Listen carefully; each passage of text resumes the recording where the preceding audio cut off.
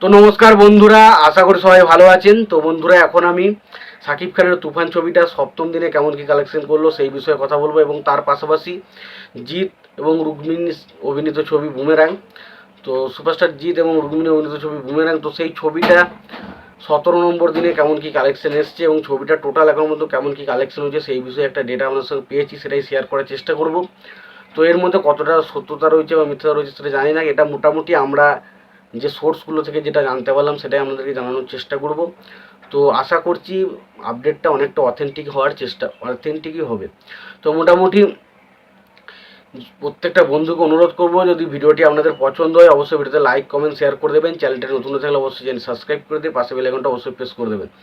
তো দেখুন, শাকিব খানের তুফান এই ছবিটা নিয়ে যদি প্রথমে আলোচনা করি, তো শাকিব খানের তুফান কিন্তু মানে মানে বিখ্যাত রেসপন্স, মানে এরকম রেসপন্স বাংলাতে এখনও বিগত কয়েকটা ছবি হয়েছে কিনা বলা খুবই মুশকিল।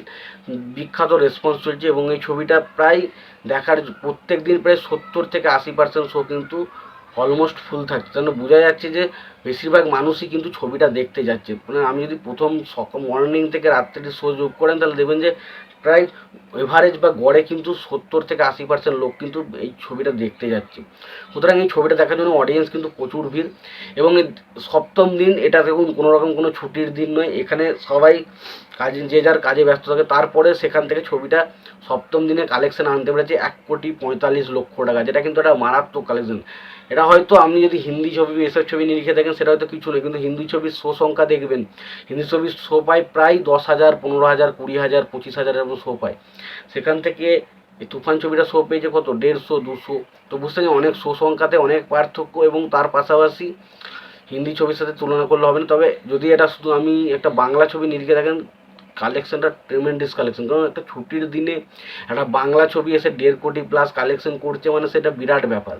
তো সত্যি কথা বলতে ছবিটা সপ্তম দিনে কালেকশন করেছে 1,45,00,000 টাকা, যেটা কালেকশনটা ফলে টোটাল যে কালেকশনটা হচ্ছে সেটা হচ্ছে 21,42,00,000 টাকা। ছবিটার এখন টোটাল ইন্ডিয়ান বলছি 21,42,00,000 টাকা ছবিটা এখন টোটাল কালেকশন করতে পেরেছে। ছবিটার বাজেট ধরা হচ্ছে 10 থেকে 12 কোটি টাকা প্লাস। সুতরাং বুঝতে পারছেন ছবিটা কিন্তু অলরেডি বাজেট রিকভার করে ব্লকবাস্টারের পথে হাঁটছে, এবং আমি বিভিন্ন জায়গা থেকে এটাও আপডেট পাচ্ছি এই ছবিটা অলরেডি ব্লকবাস্টার হয়ে গেছে। এই ছবিটাকে অল টাইম ব্লকবাস্টার বা ইন্ডাস্ট্রি হিটের দিকে কিন্তু ছবিটা হাঁটছে। তো দেখা যাক ছবিটা আলটিমেট শেষ পর্যন্ত কালেকশনটা কোন জায়গায় গিয়ে দাঁড়ায় সেটা দেখার মতো বিষয়। তো দারুণ কিছু একটা কালেকশন কিন্তু হচ্ছে।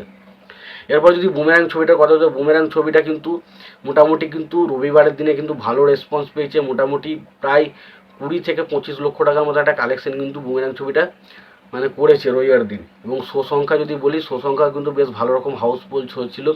প্রায় 4টে শো ছিল মানে 4টে শো ছিল হাউসফুল, এবং 10টা শো ছিল অলমোস্ট ফুল। প্রায় 14টার মতো শো ছিল কিন্তু অলমোস্ট ফুল হাউসফুল শো ছিল। তো বুঝতেই পারছেন ছবিটা কিন্তু ভালো রকম রেসপন্স পাচ্ছে, এবং সত্যি কথা বলতে জিদ্দার ছবি স্পেশালি সিঙ্গেল স্ক্রিন থেকে কিন্তু ভালো ইনকাম করে, সেটা কিন্তু বুমেরাং ছবির ক্ষেত্রে কিন্তু ভালো রেসপন্স আমরা দেখতে পাচ্ছি।